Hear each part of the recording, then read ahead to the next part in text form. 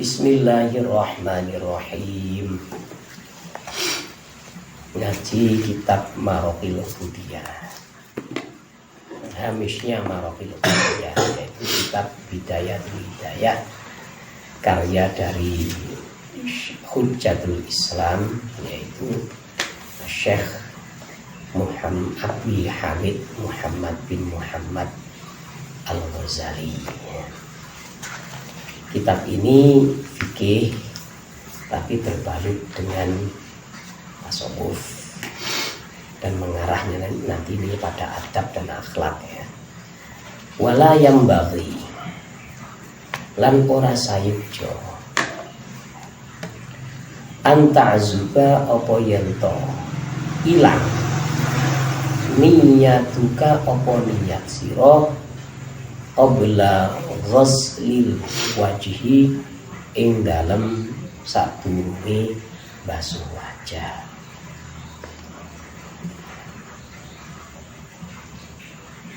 Fala yasihu mongko ora sah wudu uka apa wudu siro. Ketika niat wudu ini jangan sampai niatnya ini sudah habis sebelum kita membasuh wajah.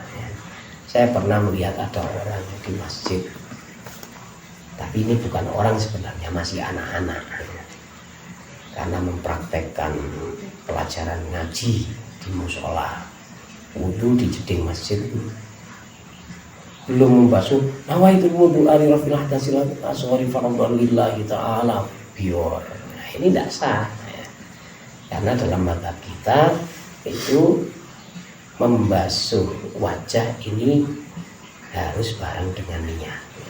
Niat harus bareng dengan awal wajah yang dibasuh. Nah, misalkan kita membasuhnya ini membasuh dahi dulu, maka niat itu harus sudah ada di situ.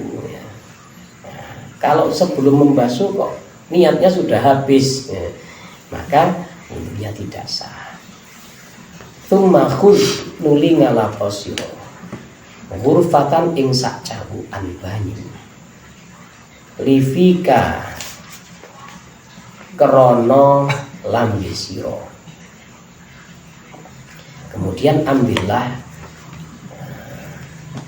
air ya, bahasa Indonesia sak cawu itu apa ya, satu ciduk tangan air ya, untuk keperluan mulut. Keperluan mulut ini apa? Ya berkumur mabuk ya. Wa tamadmad lan kemu sira biha kelawan ghurfah talatan kelawan kaping 3. Wa baligh lan nemen-nemen sira fi raddil ma'i ing dalem bolak-balik banyu ilal hulmasati maring pucuk tenggorokan. Illa antakuna kecuali yen to ana sapa sira so iman iku kang poso. Jadi kaifiyah untuk berkumur, nah ini kita mengambil air berkumur 3 kali, kemudian mubalaghahnya bagaimana? Mubalaghahnya itu kita menengadah ke atas ya, jadi kita menghadapkan wajah ke arah langit, kemudian supaya air ini mengenai ujung dari kerongkongan, ujung dari tenggorokan, kemudian kita nah seperti itu ya. Ini dilaksanakan kalau bukan waktu puasa, setelah zawalnya matahari ya. Kalau belum zawal, mubalaghah dalam berkumur ini tidak masalah. Tidak khawatir kebabas, kebablasan sampai masuk ke tenggorokan, kan minum nantinya. Kalau air itu masuk ke dalam tenggorokan sebelum zawalnya matahari, sebelum tergelincirnya matahari ke arah barat, ini tidak membatalkan kalau tidak disengaja. Karena apa? Muncul dari sesuatu yang diperintah. Karena mubalaghah fil madmadah, ya, kita kita berkumur dengan maksimal, ya, dengan keras, dengan menengadahkan wajah menghadapkan wajah ke langit, kemudian kita keluarkan nafas krok, itu kan diperintah memang. Jadi kalau ada kecelakaan, misalkan moro-moro keselak waktu masuk airnya, ya ini tidak batal karena awalnya diperintah. Lain kalau ba'da zawal. Kalau ba'da zawal ini berkumur dimakruhkan untuk mubalaghah. Makruh karena setelah zawal ini sudah tidak disunahkan lagi. Kalau ada orang tetap mubalaghah, akhirnya kebablasan masuk ke dalam, ya puasanya batal. Illa antakuna, kecuali yen to ono sapa sira so iman iku wong kang poso fatar fuko mongko yen to alon-alon sapa sira. Jadi ketika berpuasa ini mabdohnya tetap disunahkan tapi tidak ada mubalaghah. Kita cuma menunjuk itu sekira airnya ini masuk ke sebagian mulut saja, wis nggak usah diputar-putar di dalam, nggak usah, karena ada uzur puasa. Waqul lan ngucap sapa sira Allahumma ya Allah a'inni, mugi nulung panjenengan ni ingsun ala tilawati kitabika ing atase maca kitab panjenengan,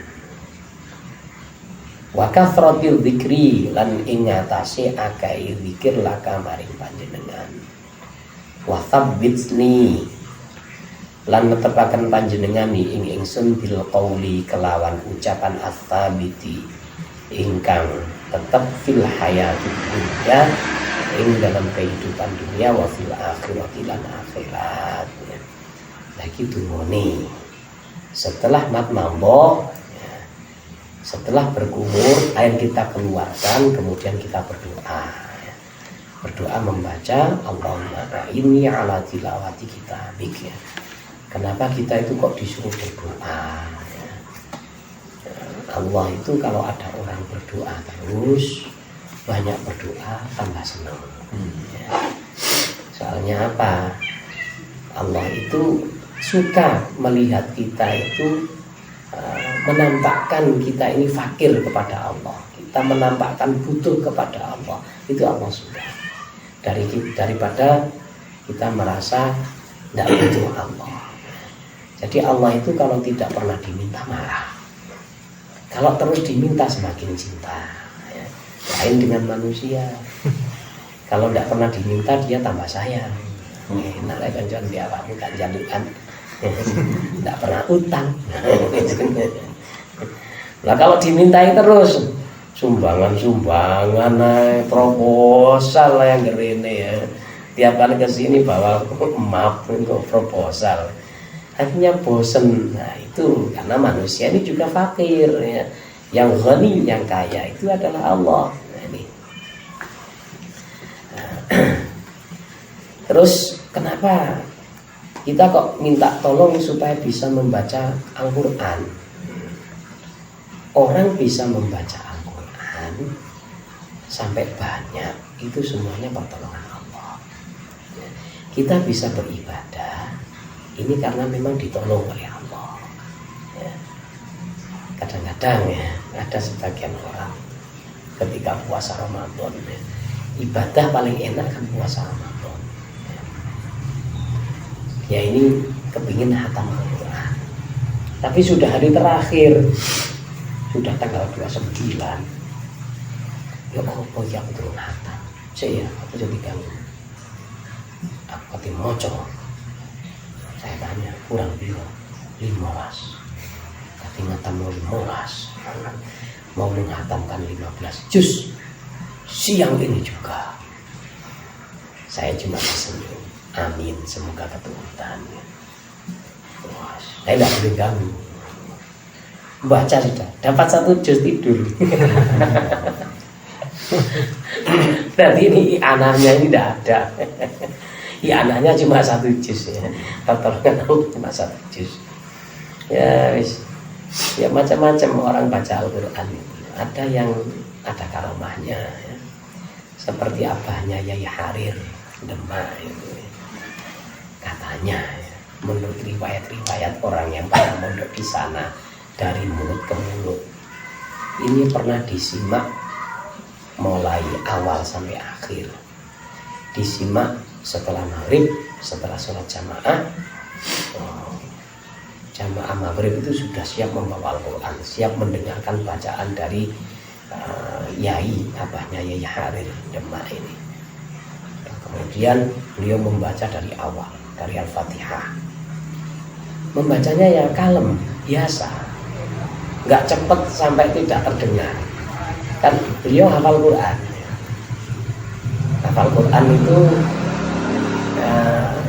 ngajinya orang-orang yang hafal Quran itu kadang-kadang ada yang aneh-aneh. Ada yang ngajinya itu taktil. Bismillahirrahmanirrahim. Yas'alunaka 'anil anfali qulil anfalu lillahi war rasuli fattaqullah. Al-ayah. Kan masih bisa disimak, huruf-hurufnya masih jelas. Ada yang ngajinya itu yang jelas hurufnya cuma awal ayat sama akhirnya. Yas'alunaka 'anil ingkung minin. Tiba-tiba yang tengah mana ya? Lah abahnya Yai Harir ini jelas bisa disimak dari awal ayat sampai akhir ayat itu jelas, tidak ada yang lompat, tidak ada yang diloncati. Nah, itu yang nyimak ini sudah nggak kuat. Aduh, ongkek-ongkek boyok, punggungnya sudah digerak-gerakkan. Hatam Anas beduk masjid dipukul. Ternyata waktunya sholat isya. Berarti hatam Al-Quran kurang dari 1 jam. Ini karomah ya.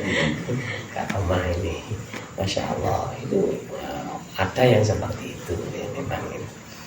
Seperti yang diceritakan oleh Habib ya, di pengajian Habib kalau malam Ahad itu kan pernah ya. Ada Habib siapa ngaji, sudah ditungguin sama tamunya nunggu, dia tuh ngaji dari juz pokoknya kalau mau hatam itu masih lama dibaca. Tamunya ini nunggu sebentar kok sudah hatam. Ini wah sudah keistimewaan memang ya. Tsumma nuli ngalapo sapa sira hurufatan ing sak cawukan banyu li aufika krana irung sira utawa kanggo irung sira wastangsyq lan nyesepo banyu sapa sira biha kelawan hurufah talatan kelawan kaping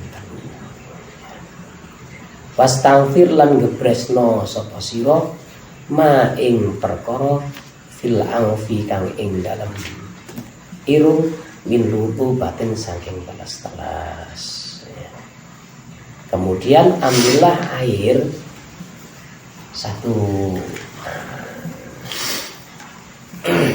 bahasa Indonesia ya apa ya sak cawuk ini campur-campur wis bahasa Indonesia dan Jawa. Ambil air 1 cawuk untuk istinsyak, untuk hidung ya. Nah, kemarin kalau dalam keterangan takrib ini yang afdol katanya 1 cipruk ini untuk berkumur dan sekaligus istinsyak ya. Kalau berkumur saja sampai 3 kali, kemudian istinsyak 3 kali, jadi tidak dilakukan berurutan ya. Tidak selang-seling, tidak masalah. Nah, ini kemudian istiltar, bahasa Jawa ini digebresno, dikeluarkan. Yang ada di dalam hidung tadi itu air itu dikeluarkan supaya hidungnya ini bersih. Hidung kita itu kan kadang-kadang ya, kalau kita lewat di daerah berdebu, ini kan ada partikel-partikel debu yang lembut itu masuk ke sini. Lama-kelamaan terkena lendirnya hidung, ini bisa menjadi pupil. Pupilnya ini untuk membersihkan itu. Kita ya kalau wudu sebaiknya disunahkan untuk istinsyaq. Wa kullan ngucapo sapa sira fil istinsyaqi ing dalem istinsyaq. Allahumma ya Allah. Arif mugi maringi ambu panjenengan. Ni ing ingsun raihatal jannati ing ambune swarga. Ya Allah ya. Berilah aku bau surga. Ini ya. Jadi orang kalau mau masuk surga, ini ceritanya di hadis-hadis, surganya masih jauh itu baunya sudah tercium. Ahli surga ini bisa mencium bau surga ketika surganya itu masih jauh, perjalanan berapa tahun itu sudah bisa tercium. Tapi surga itu memang benar-benar wangi. Tanahnya berbau wangi. Tanahnya katanya berbau zafaron. Kemudian apa yang ada di situ semuanya serba higienis, serba bersih, tidak ada kotoran sedikit pun. Kalau kita mau tahu negara mana yang paling bersih, katanya Jepang. Negara paling bersih itu katanya Jepang. Sampai WC-nya ini terbersih di dunia katanya ya. Jepang ini ya luar biasa. Di samping ada kekurangan tapi ada kelebihan ya. Paling suka dengan kebersihan itu diakui oleh dunia itu Jepang. Saya melihat WC-nya itu aneh. Kalau dilihat WC-nya itu terbuat dari kaca dindingnya. Wah, dalamnya kelihatan. Tapi begitu ada orang masuk kemudian mengunci pintu, kacanya langsung buram. Langsung tidak terlihat. Teknologinya hebat ini ya. Kalau WC umum di negeri kita ini Masya Allah. Aduh, apalagi WC terminal, WC pom ya. Aduh, WC pesantren. Lemen. Pintunya jebol, nggak diperbaiki kadang-kadang ya. Aduh. Ya harusnya kita yang meniru negara yang paling baik ya untuk masalah kebersihan ya. Ini. Wa anta hale utawi panjenengan ani saking ingsun rawin iku wong kang rito. Ini doanya ketika istinsyaq ya. Wa fil istinsyari lan ing dalam ngebresno banyu ucap ini Allahumma ya Allah ini sak temene ingsun a'udzu iku nyuwun baureksa sapa ingsun bika kelawan panjenengan min rawa'ihin nari saking piro-piro ambune neraka wasu iddari lan eleke umah ya. Minta perlindungan dari baunya neraka. Katanya ya, ada sebuah keterangan andaikan penduduk neraka itu kok menampakkan diri sekarang misalkan ya, tampak di langit mengintip itu orang satu dunia itu langsung mati. Kenapa? Karena bau busuknya ini sangat menyengat. Bau busuknya sangat menyengat. Jangankan bau busuk neraka. Kalau neraka itu busuknya kan gara-gara apa? Gara-gara orang yang dibakar, ini kan darah-darahnya itu kan keluar. Ketika disiksa ya Allah, itu darahnya keluar semua dan kemudian berubah menjadi nanah. akhirnya busuk. Dan yang lebih busuk lagi sampai mengganggu penduduk neraka yang lain, ini cairan yang keluar dari vagina wanita yang berzina. Wanita yang berzina itu dimasukkan ke dalam tungku yang ada di dalam neraka, dilebokkan yang koyok pawon tungku itu ya. Itu ujungnya apa, lubangnya kecil, tapi ketika masuk di dalam itu ruangannya luas, digantung di situ, digantung rambutnya, kemudian vaginnya disiksa. Nah ini sampai orang-orang yang menjadi tetangganya di situ, vagina bau sekali, sampai marah ya. Masya Allah, na'udzubillah minazina ya. Katanya ada doa ya. Doa yang diajarkan oleh Imam Ghazali ini ketika kita istinja ya. Allahumma tahhir qalbi minan nifaq wa hassin farji minal fawahish ya. Ini dibaca terus ketika kita itu apa mengistinjai anak-anak ya, nyeboi anak-anak kita itu baca itu. Ini supaya apa? Supaya kita itu terhindar ya, terlindungi dari perbuatan zina ya. Al-fawahish itu keburukan farji ya. Keburukan farji, keburukan alat kelamin, yaitu zina itu ya. Masya Allah, kalau baunya ini baunya neraka sangat menyengat ya. Dulu itu ada ya di sebuah daerah di Lumajang sebelah utara, ada orang wanita tua itu meninggal tapi tidak ketahuan.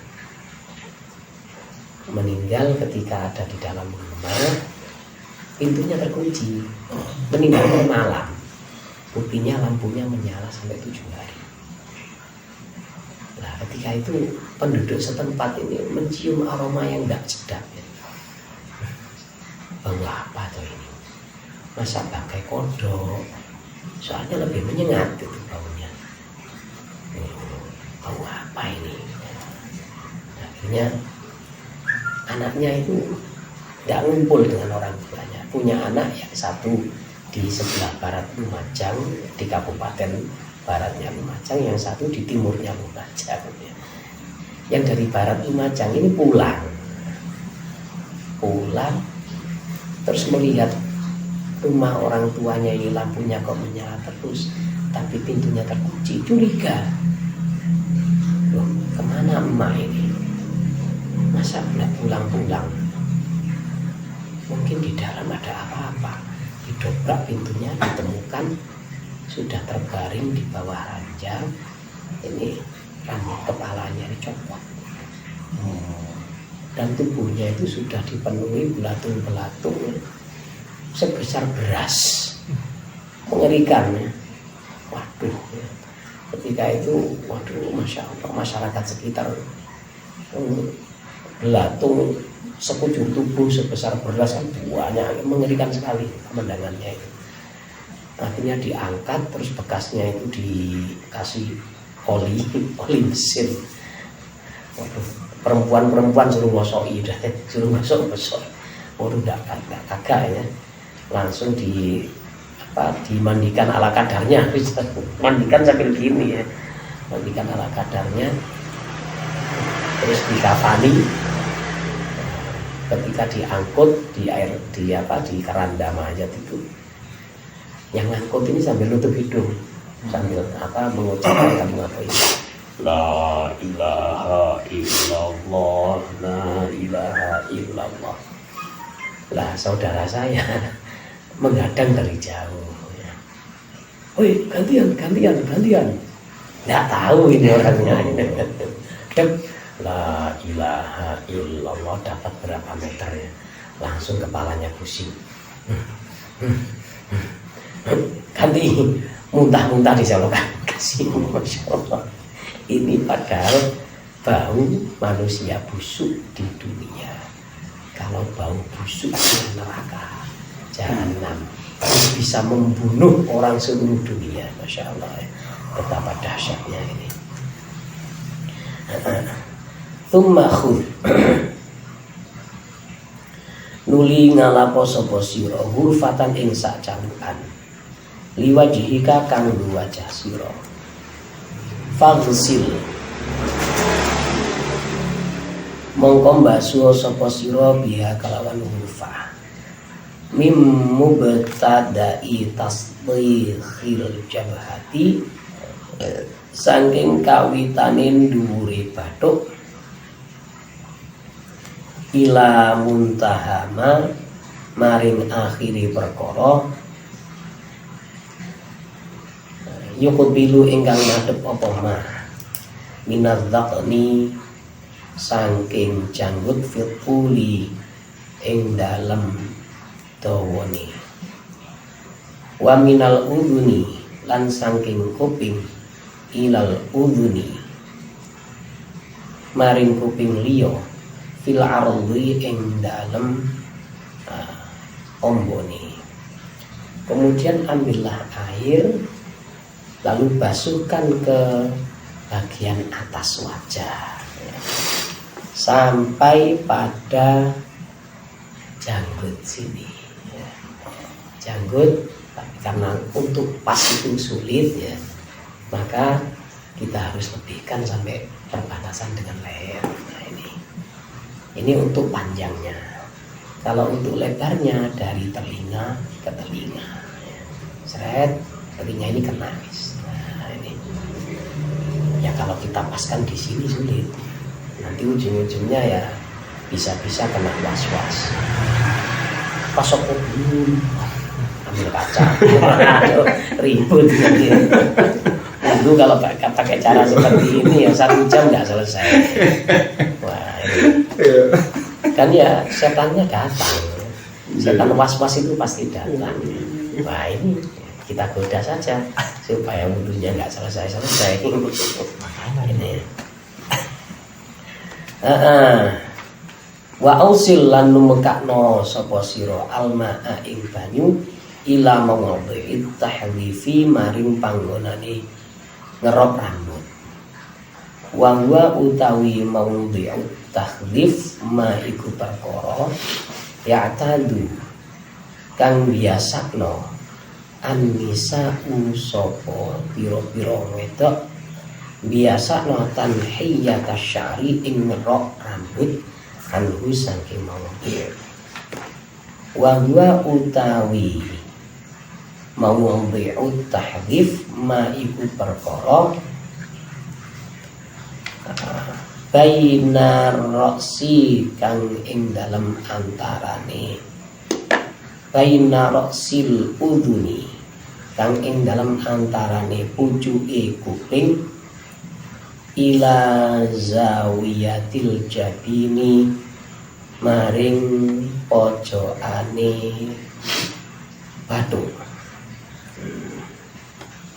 Pucuke kuping sampai pojokane batu sini. Di roto ke sini ya. Ini biasanya orang itu dikerok di sini ya, dikerok ini. Karena perempuan kalau rambutnya ke depan ini kan yo apa? Merasa kurang cantik. Wih, kok berbulu.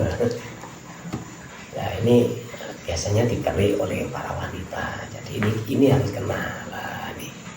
Sampai sini, jangan sampai dilewatkan. Oh, terus ini tidak kena, jangan sampai. Ani ngarepno sapa ingsun ma ing perkara yaqa'u ingkang tumiba apa maminhu saking rasil udhuni minhu saking ma baina rasil udhuni fi jabhatil wajhi ing dalam batuke wajah yang tadi itu misalnya yang ada di pojokan dari dahi ini. Wa ausil lan numekakno sapa sira alma'a ing banyu ila mana bitus syu'uri maring pira-pira gon cukule rambut al arbaati kang ana papat. Al hajibaini rupane alis loro. Wasyaribaini lan bernos loro. Kumis sisi kiri dan kanan. Ya, ada orang yang kumisnya itu hanya satu sisi.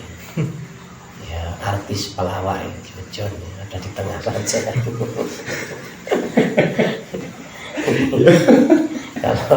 Kalau Adolf Hitler juga ya di sini ya. Itu ya bagaimana? Pokoknya air kena ke bawahnya itu aja di sini. Gak usah dibahas di sini. Wal adabu lan piro-piro idab. Wal idharo ini lan godek loro. Awas nulis godek jangan keliru gudeg ya. Indonesia ini bahasa Jawa ini kadang-kadang tulisannya sama tapi maknanya berbeda ya. Antara wedi dengan wedi, tulisannya sama persis, tapi gara-gara salah membaca, salah makhraj, ini bisa maknanya berbeda. Wahuma utawi al-idharaini ma iku perkara yuzawiyani ingkang ngelilingi apa iki jenenge mau ma al udhunaini ing kuping loro mim mubtada'il lihyati saking kawitane jenggot. Jadi kedua alis, dua sisi kumis, terus bulu mata, terus godek ini sini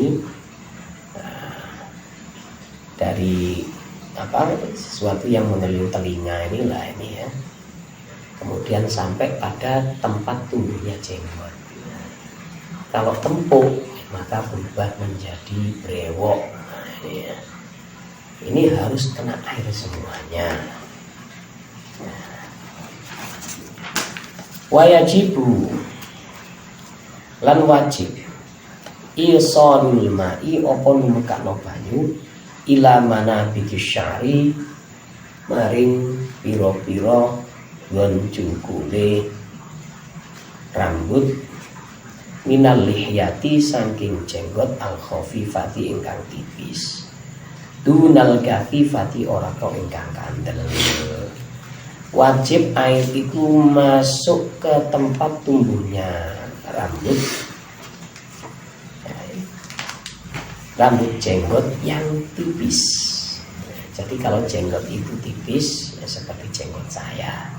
Kalau dilihat kalau berhadapan-hadapan dengan orang yang sedang berbicara ya, majelis takhotub, kita berhadapan dengan jarak yang normal orang berbicara, ini dasarnya kelihatan, tempat tumbuhnya kelihatan, maka itu dianggap sebagai jenggot yang tipis.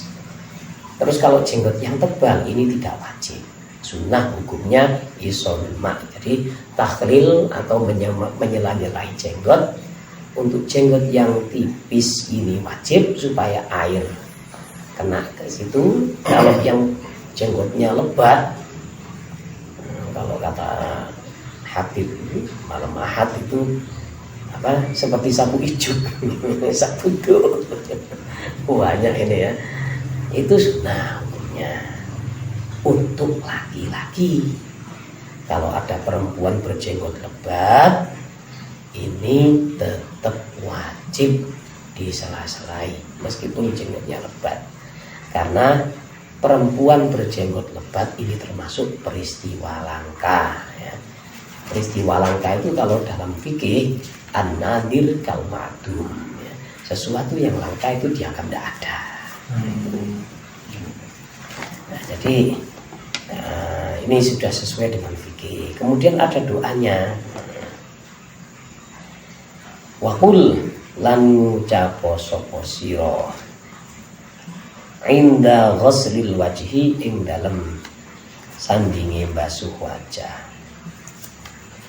Ngucapin ini, Allahumma ya Allah, bayyib mugi mutihaken panjenengan. Ya Allah, buatlah glowing.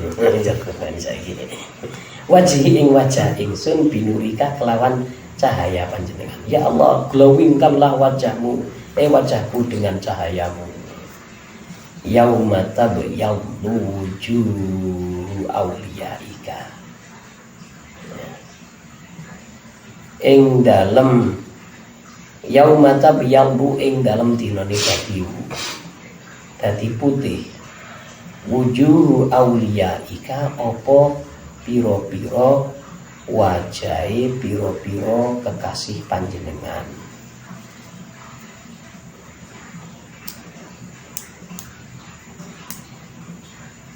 Wala taswadda lan ampun ngirengaken panjenengan wajhi ing wajah ingsun biwulumatika kelawan piro-piro petenge panjenengan yauma taswaddu ing dalem dinane dadi peteng dadi ireng wujuhu a'daika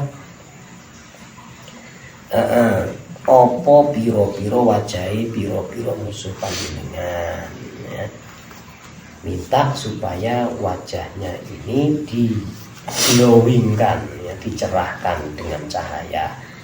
Ya memang umatnya Rasulullah Shallallahu Alaihi Wasallam ketika di padang mahsyar ini bisa dikenali oleh Rasulullah ya, hurrin muhajjalin ya, dengan wajah dan tangan yang kelihatan berkilau, bersinar, glowing. Nah itu. Nah, terus kalau orang-orang yang musuh-musuh Allah, ini ciri khasnya. Mereka itu berwajah hitam dan bermata biru. Yang menakutkan berarti. Biru, ireng. Kalau kita glowing, kelihatan. Soalnya bukan hanya bisu ya. Orang yang suka ngaji, orang yang ahli ibadah, ini amalnya terlihat di wajahnya, memberikan akar, memberikan efek ke wajah. Jadi apa yang kita lakukan, apa yang ada dalam hati kita ini juga ada efeknya di wajah. Makanya ketika antum pergi kemana-mana ini, orang itu pasti tahu ini orang ahli ibadah atau tidak, itu pasti tahu. Santri dengan bukan santri itu pasti ketahuan. Pernah ada kawan-kawan pergi ke sebuah tempat, naik angkutan umum, nggak pakai atribut santri, dicopot semuanya, kopiah, sarung. Santri kan julukannya kan sarjana, sarungan saja kemana-mana. Nggak pakai itu. Lah yang sopir angkot ini tahu. Kalau sekarang nggak, jarang orang yang naik angkot. Ya. Kalau dulu memang jarang sepeda motor. Ya. Mas, sampean ini loh santri mas. Gitu. Kok bisa tahu sampean Pak? Ya, katanya kawan-kawan. Iya santri itu berbeda wajahnya. Dengan yang bukan santri itu ada yang berbeda. Jadi kadang-kadang profesi itu bisa tergambar di wajahnya kadang-kadang ini.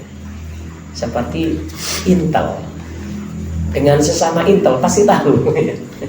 Ini Intel atau bukan ini tahu. Bahkan kawan saya itu bisa tahu ya. Ketika ada anak baru mondok ya. Dilihat dari wajahnya. Ini kayaknya wajah-wajah qori. Biasalah Bayati, Nahawan, Hijaz, Ros, yang penting bukan Rosa. Itu bisa tahu ya.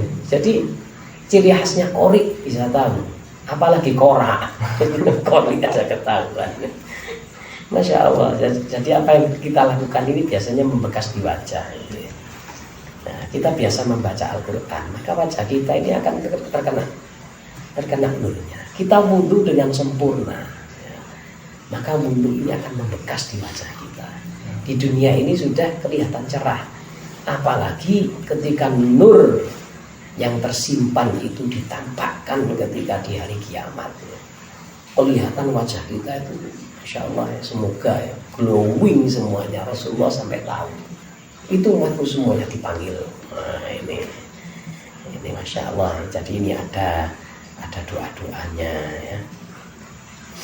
Wala tatruk lan ojo ninggal sapa sira takhlilal lihyati ing nyela-nyelani jenggot al-kafifati ingkang kandel ya. Jangan tinggalkan menyela-nyelai jenggot yang tebal. Artinya pesan yang tersirat di sini, semua kesunahan ini jangan sampai dilewatkan ya. Kalau dalam usul fiqh kan, wajib adalah sesuatu yang apabila kita kerjakan mendapat pahala, kita tinggalkan mendapat dosa. Sunnah apabila kita kerjakan mendapat pahala, apabila kita tinggalkan tidak apa-apa. Ada kawan ya, kalau saya tidak begitu. Urusan sunnah kita kerjakan dapat pahala, kita tinggalkan eman.